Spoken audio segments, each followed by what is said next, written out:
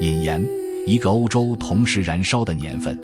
想象这样一幅历史图景：1848年的春天，从巴黎到柏林，从维也纳到米兰，从布拉格到布达佩斯，几乎整个欧洲大陆在短短数周之内相继燃起了政治抗争的火焰。国王们仓皇出逃，首相们黯然辞职，街头的普通人第一次感到，历史似乎真的可以被自己的双手改写。这一年发生了人类历史上迄今为止地理范围最广、参与人数最多的同步革命浪潮。后世历史学家将其统称为1848年革命，也有人以更诗意的笔触称之为诸民族之春。这个称谓充满了隐喻，春天意味着万物复苏，压抑已久的能量终于破土而出，但春天也是短暂的，紧随其后的往往是漫长而寒冷的政治冬季。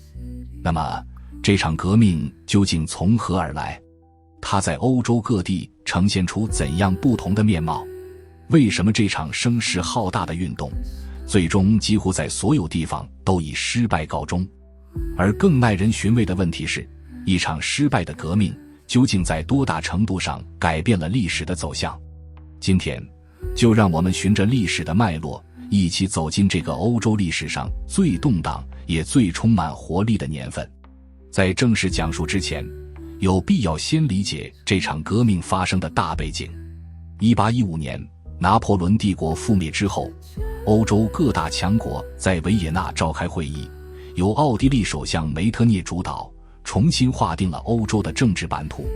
这次会议的核心逻辑是复辟与均衡，将法国大革命所释放的自由主义与民族主义力量重新压回瓶中，恢复君主制度的权威，维持列强之间的势力平衡。然而，历史的车轮并不会因为政治家的意愿而停转。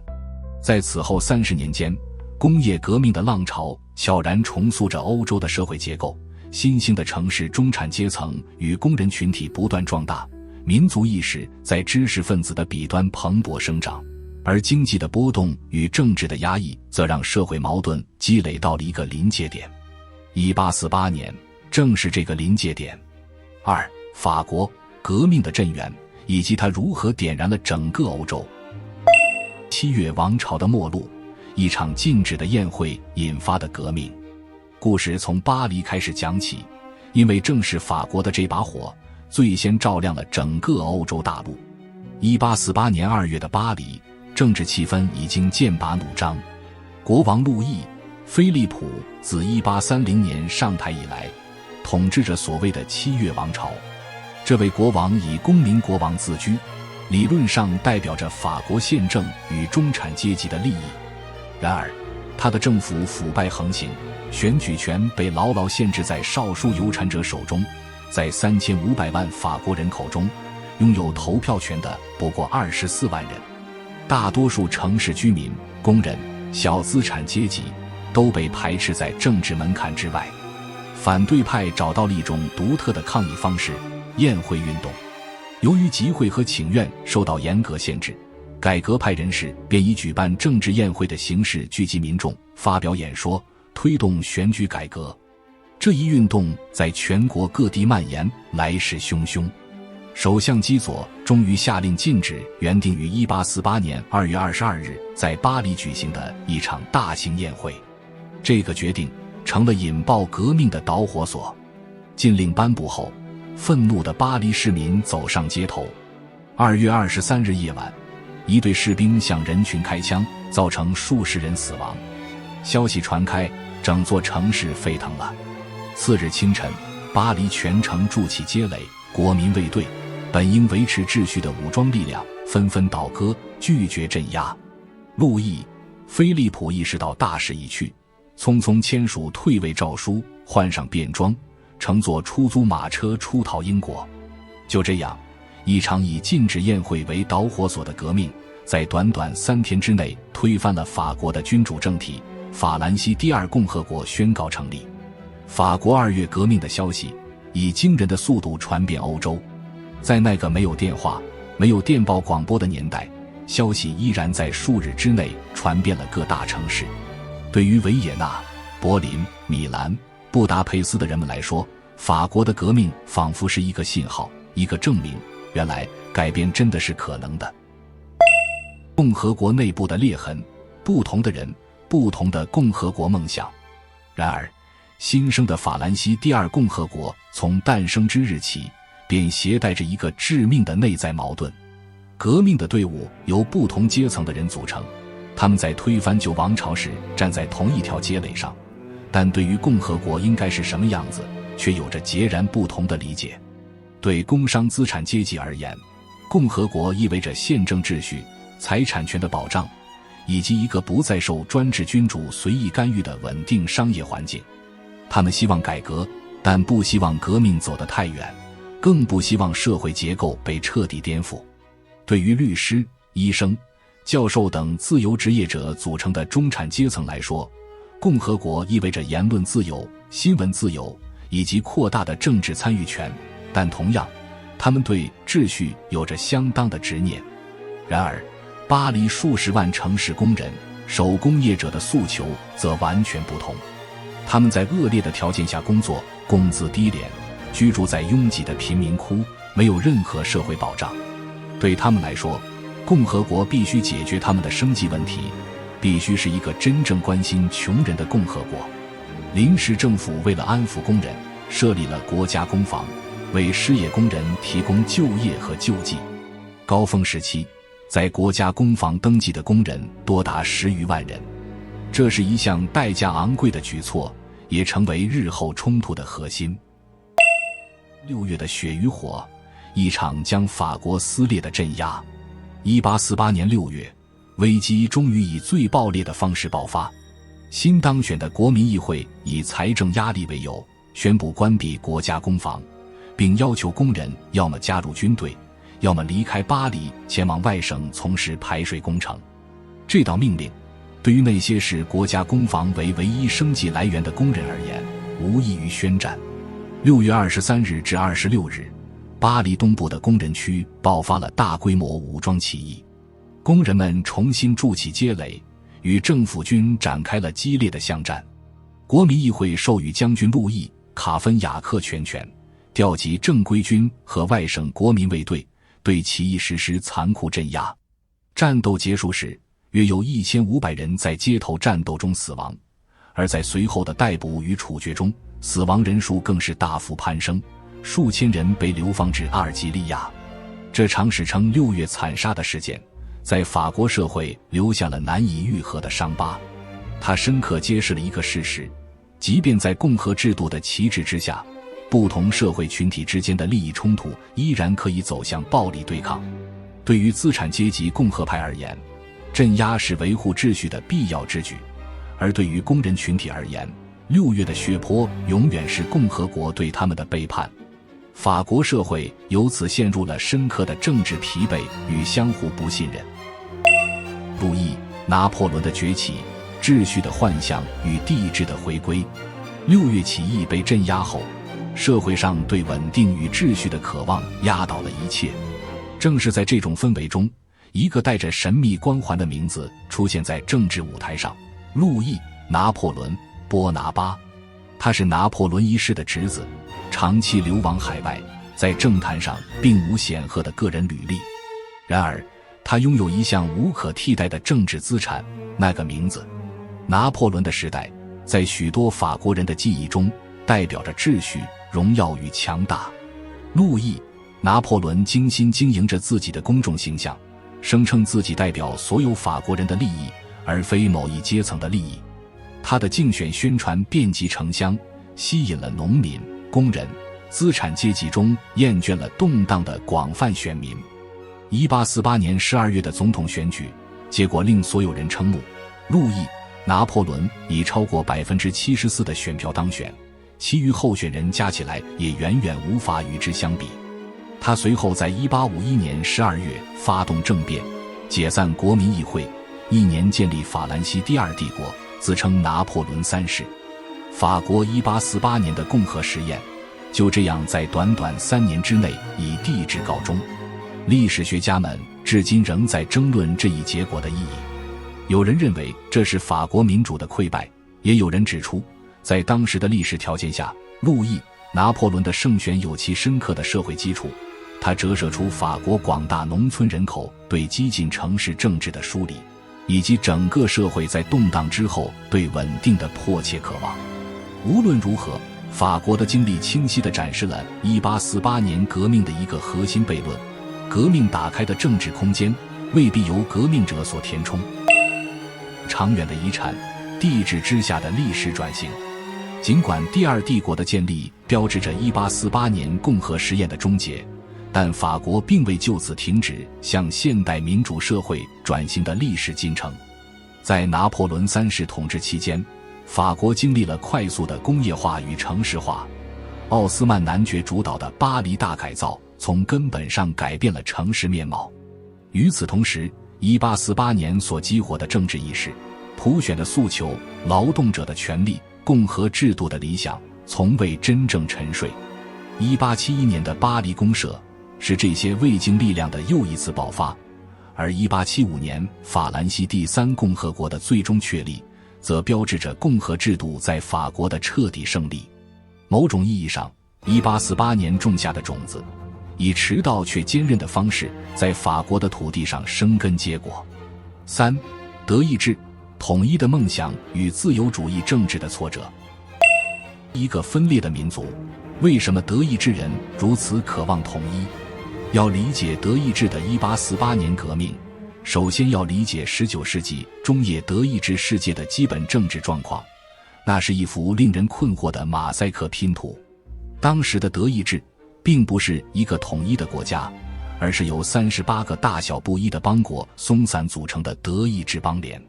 这些邦国拥有各自的国王、公爵或大公，各行其政，各立法令。普鲁士王国和奥地利帝国是其中2个最强大的成员，但两者都有着远超德意志范围的领土与利益。在这片土地上，没有统一的关税，没有统一的货币，没有统一的法律体系，甚至没有一个能够为所有德意志人说话的政治机构。对于新兴的德意志资产阶级、商人、工厂主、律师、教授而言，这种分裂状态是经济发展的巨大障碍。但对于浪漫主义熏陶下的德意志知识分子而言，统一更是一个文化与情感的诉求。席勒的诗歌、赫尔德的哲学、格林兄弟收集的民间故事，都在构建着一种共同的德意志民族想象。当法国2月革命的消息传来，积压多年的渴望终于找到了宣泄的出口。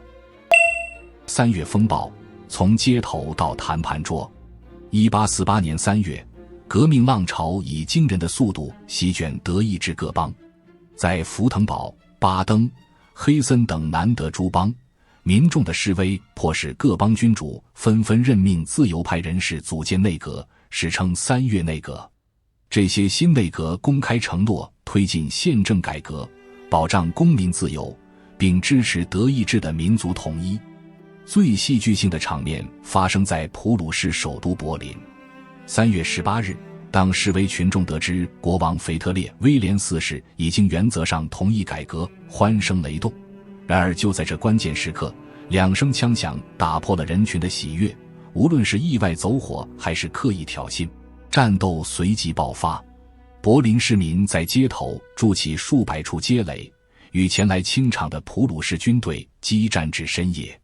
翌日清晨，国王下令军队撤出柏林，亲自向死难者遗体脱帽致哀，并带上象征德意志统一的黑红金3色臂章出现在公众面前。这在当时是一个震撼性的政治姿态。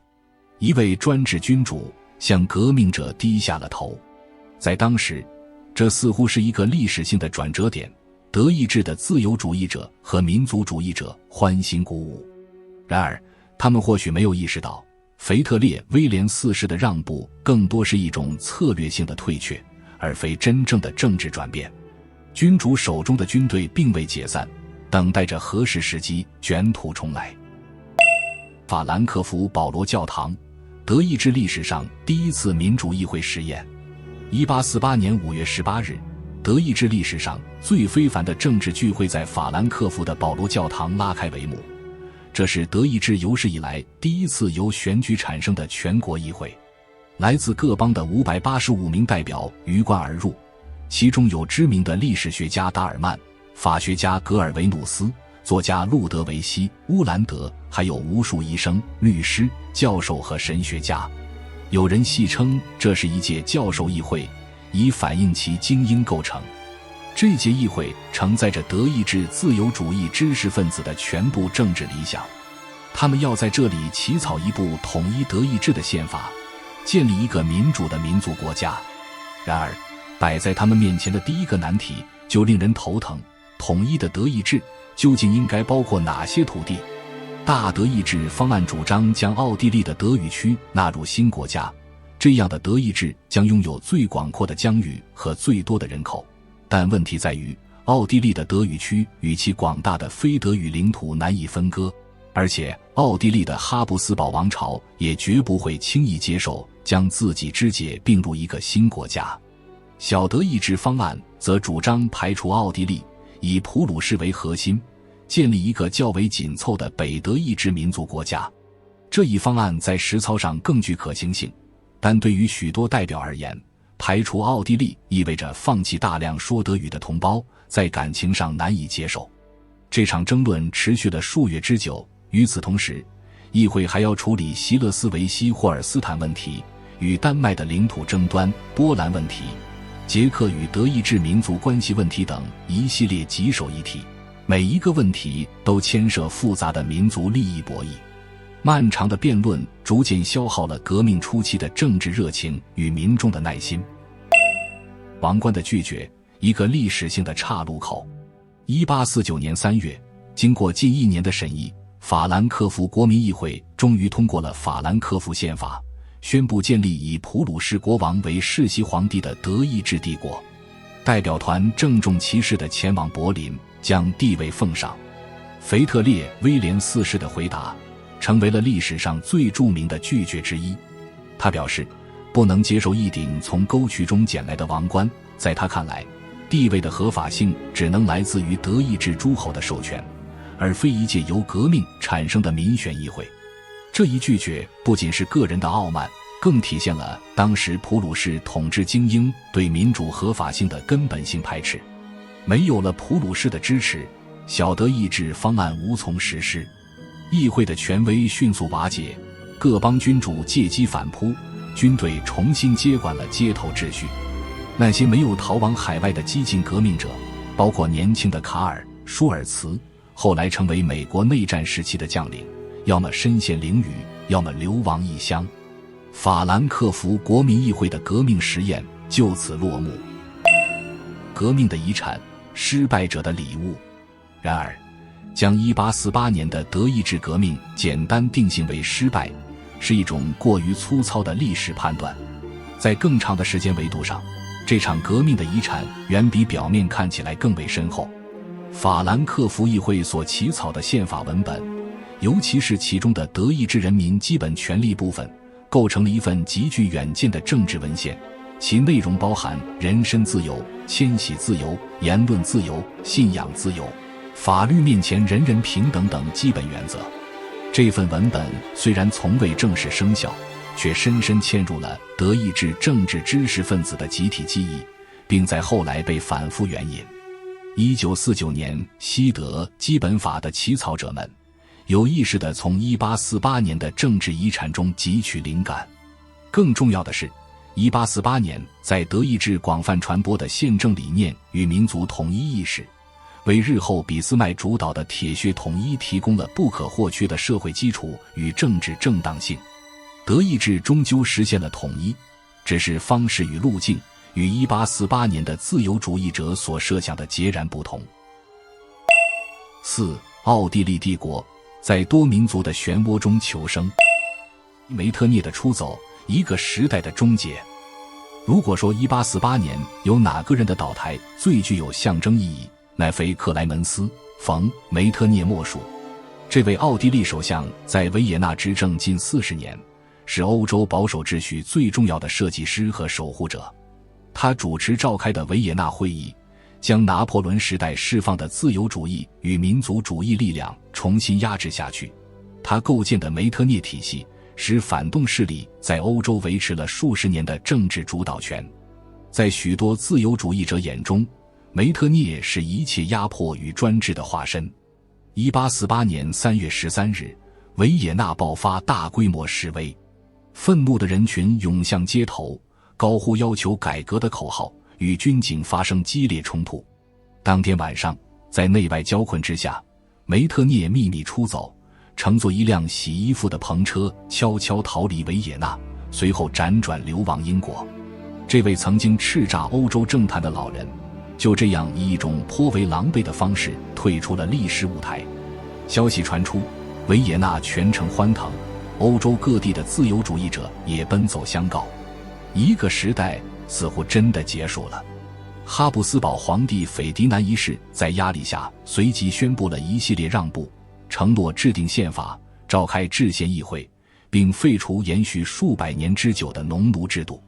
废除农奴制是整个革命时期奥地利最具持久影响的社会改革，数百万被束缚在土地上的农民由此获得了人身自由。这一变革的深远影响远超此后任何一场政治上的得失。4.2帝国的碎裂，每个民族都想要自己的春天。然而，奥地利帝国面临的挑战远比其他国家更为复杂。这是一个真正意义上的多民族帝国，版图之内生活着德意志人、匈牙利人、捷克人、斯洛伐克人、克罗地亚人、斯洛文尼亚人、意大利人、波兰人、罗马尼亚人。每一个民族都有着自己的语言、文化与政治诉求。1848年的革命同时也是这些民族意识的大爆发。在匈牙利，革命运动由颇具个人魅力的科苏特·拉约什领导。这位口才出众的律师兼记者，以雄辩的演说煽动了匈牙利民族的政治热情。匈牙利议会通过了3月法令，实现了与奥地利的共主联邦式分治，随后更进一步宣布完全独立，建立匈牙利共和国。科苏特出任执政官。在波西米亚，捷克历史学家与政治家帕拉茨基提出了一个截然不同的愿景。他拒绝了加入法兰克福议会的邀请，理由是他首先是一个捷克人，而非德意志人。他主张在承认奥地利帝国框架的前提下，实现帝国内各民族的联邦制平等，一个奥地利的解决方案，而非民族分裂的解决方案。这种奥斯特罗斯拉夫主义思路体现了一种务实而微妙的政治智慧，而这些相互竞争的民族诉求恰恰构成了革命最深刻的内在矛盾。匈牙利人争取自身独立的同时，却并不愿意赋予国内的克罗地亚人、斯洛伐克人、罗马尼亚人同等的民族权利。克罗地亚军事将领耶拉契奇本人也是一个民族运动的参与者，最终率军对抗匈牙利，成为哈布斯堡王朝镇压革命的重要工具。这一幕深刻揭示了1848年欧洲民族主义的悖论：争取自身解放的民族往往对他人的解放诉求缺乏同理心。哈布斯堡的反击，一个帝国如何重新站稳脚跟。1848年秋，哈布斯堡王朝开始系统性的反攻。年轻的弗朗茨·约瑟夫一世在12月即位，以精力充沛的姿态取代了病弱的斐迪南一世。维也纳的再度起义被强行镇压，制宪议会随后被解散，一部由政府单方面颁布的宪法取代了革命者所起草的版本，而这部宪法在随后几年内又被实际废弃，帝国重新回到了绝对君主制的轨道。匈牙利的抵抗最为顽强，战斗一直持续到1849年夏天。弗朗茨·约瑟夫向沙皇尼古拉一世求援，俄国军队随即以镇压革命为由大举入境。匈牙利军队在俄奥联军的夹击下被迫投降，科苏特流亡海外，匈牙利的独立运动就此终结。然而，历史的讽刺在于，奥地利对俄国援助的依赖深刻损害了哈布斯堡王朝的国际声誉与外交自主性，为日后克里米亚战争期间奥俄关系的破裂埋下了隐患。5. 意大利民族复兴的先声与挫败。复兴运动的背景，被分裂的半岛。意大利的情形与德意志有着惊人的相似之处，却又有其独特的历史质感。这片孕育了古罗马文明、文艺复兴与巴洛克艺术的土地，在19世纪中叶同样四分五裂，分属多个独立政治实体。北部的伦巴第与威尼西亚被奥地利直接统治，中部是教皇国与托斯卡纳等邦国，南部是西西里王国及两西西里王国，由波旁王朝统治，西北部则是相对开明的萨丁王国皮埃蒙特。意大利的知识分子与爱国者将自己的统一运动称为复兴运动，意为再生或复兴。这场运动有着多条相互竞争的政治路线，马芝尼主张建立共和制的统一意大利，温和派则倾向于在教皇的精神领导下建立意大利联邦，而实用主义者，尤其是撒丁王国的政界人士，则看好以皮埃蒙特王室为核心的君主制统一路线。米兰5日，普通市民对抗奥地利精锐。1848年3月18日至22日，在法国与维也纳革命的鼓舞下，米兰爆发了后来被称为5日起义的武装抗争。这是整个1848年革命中最令人动容的篇章之一。奥地利驻军约有2万名训练有素的精锐士兵，由久经沙场的元帅拉德茨基指挥，而对阵他们的是米兰的普通市民，手持猎枪、长矛甚至农具，在狭窄的街道和楼房之间与职业军队展开了持续5天的战斗。市民们发挥地理优势，将街道化为迷宫，在屋顶投掷石块，以拆卸的家具构建街垒。5天之后，拉德茨基不得不率领奥地利军队撤出米兰，这一消息震惊了整个欧洲。威尼斯的起义几乎同步爆发，在律师曼宁的领导下，宣布复建1797年被拿破仑消灭的威尼斯共和国。撒丁王国国王卡洛·阿尔贝托趁势宣战，将民族战争的火焰引向整个北意大利。罗马共和国，马芝尼的乌托邦与加里波第的传奇。1849年，革命的火焰在意大利中部燃起了最耀眼也最短暂的光芒。在罗马，教皇庇护9世出走，制宪议会宣告成立罗马共和国，并邀请流亡多年的马芝尼回国主持大局。马芝尼终于得以在自己毕生为之奋斗的土地上将理想付诸实践。罗马共和国宣布废除教皇的世俗权利，实行宗教宽容，保障新闻自由，推行免费教育。这是一次真诚的民主实验，尽管时间极为短暂。保卫这个共和国的军事重任落在了加里波第身上。这位曾在南美洲参加多场独立战争的传奇人物，以其非凡的军事才能和个人魅力，率领着一支由志愿者组成的红衫军以少敌多，在罗马城墙外与法国、奥地利、那不勒斯的联合军队周旋数月。战斗失利之后，加里波第率领残部突出重围，在追击中长途转战，留下了意大利民族史上最壮烈的传奇行军之一。他的妻子安妮塔在这次撤退途中病逝，成为意大利民族运动中永恒的殉道者形象。罗马共和国最终在1849年7月覆灭，教皇在法国军队的保护下重返罗马。卡洛·阿尔贝托在与奥地利的战争中失败，于绝望中退位，妻子维托里奥·埃马努埃莱2世继位。意大利的1848年革命就此落幕。然而马芝尼的理想与加里波第的名字已经永久地铭刻在了意大利民族的集体记忆之中。6. 为什么革命失败了？一场结构性的历史分析。当1848年的硝烟逐渐散去，欧洲几乎所有的主要革命运动都走向了失败。就制度的君主们在最初的惊慌失措之后，纷纷重新巩固了权力。这究竟是为什么？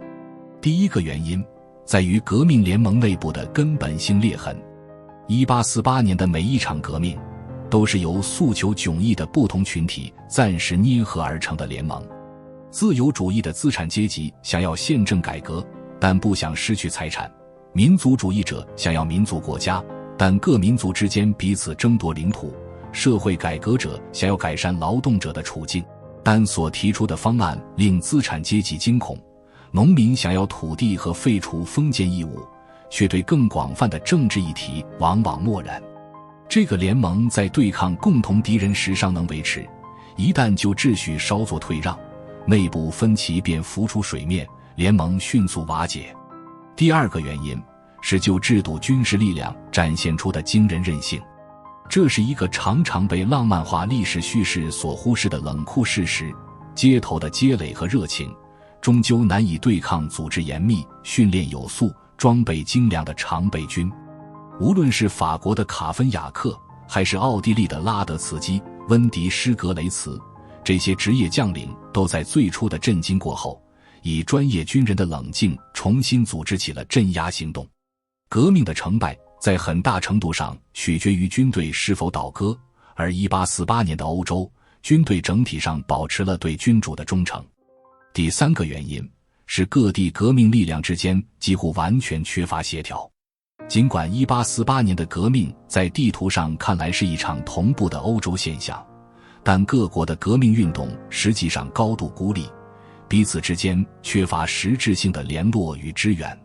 当一国革命者被镇压时，邻国的革命力量无力，有时也无意伸出援手。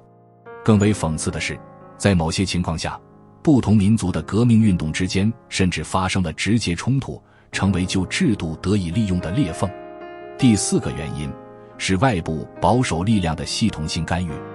俄国沙皇尼古拉一世 Nikolai 将自己视为欧洲保守秩序的最后堡垒，以15万大军介入匈牙利，直接终结了那里的革命运动。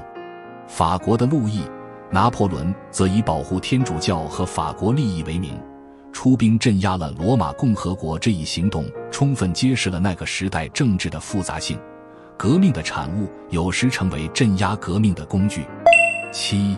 一场失败的革命留下了什么？1848年的革命失败了，这几乎是一个无可争辩的短期历史结论。但若将目光延伸至随后的数十年，我们会发现，这场失败的革命其实留下了无比丰厚的历史遗产。在制度层面，1848年所提出的许多政治诉求，在随后的几十年内逐步得到实现，尽管往往是以革命者未曾预料的方式。奥地利帝国废除农奴制的改革成果得以保留，触发了中欧农村社会的深刻转型。普鲁士在1850年代虽然回收了许多改革成果，但宪法框架与议会制度的种子已经种下，难以完全铲除。法国最终在1875年走向了稳固的第三共和国。在民族统一的层面，1848年的运动以最直接的方式确认了民族主义作为政治力量的不可忽视性。德意志和意大利的统一分别在1871年和1861年实现，路径截然不同。俾斯麦用铁血而非议会辩论，加富尔用外交联盟与军事战争而非理想主义宣言。但1848年所动员起来的民族意识，无疑为这两场统一提供了深厚的政治土壤。在思想层面，1848年极大地加速了欧洲政治意识形态的分化与成熟。革命的经历使自由主义者认识到单纯宪政改革的局限，使民族主义者看到了民族诉求之间相互冲突的复杂现实，从失败中总结出关于革命策略的深刻反思。在1848年后所写的分析法国政治的文章，至今仍是历史社会学的经典文献。这一年深刻塑造了此后一个世纪欧洲政治思想的基本走向。在国际关系的层面，1848年革命永久性地动摇了维也纳体系赖以存续的保守国际团结。奥地利在危机中对俄国援助的依赖，埋下了两国关系此后嫌隙的伏笔。法国对意大利事务的干预，重新激活了法国在地中海与欧洲大陆上的战略野心。克里米亚战争1853至1856年期间，欧洲各大强国之间的联盟体系出现根本性重组，而这一重组的历史根源部分可以追溯至1848年所造成的裂缝。8. 结语：春天的遗产。让我们回到那个开篇的历史图景，1848年的春天，欧洲大陆同时燃起的那团火焰。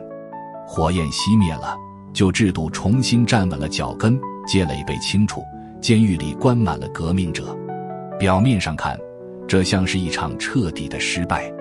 然而，历史评价从来不是非此即彼的单选题。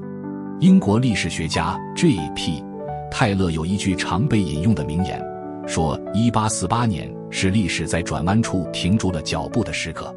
这个描述既有洞见，又有些过于悲观。历史并没有停住脚步，它只是选择了一条更为曲折的路径继续前进。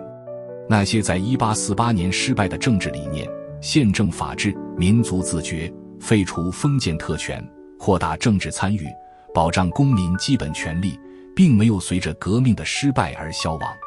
他们沉潜下去，在随后的数十年间以各种方式渗入欧洲社会的制度机理，最终在不同的时间以不同的形式逐步成为现代欧洲政治文明的基本构成部分。从这个意义上说，诸民族之春或许从未真正结束，它只是将种子深深埋入了土地，等待着更漫长的季节更迭之后，以更坚韧的形式重新生长出来。今天，当我们谈论宪政民主、民族自觉、人权保障，我们所站立的正是那些1848年的革命者以热情与鲜血离过的土地。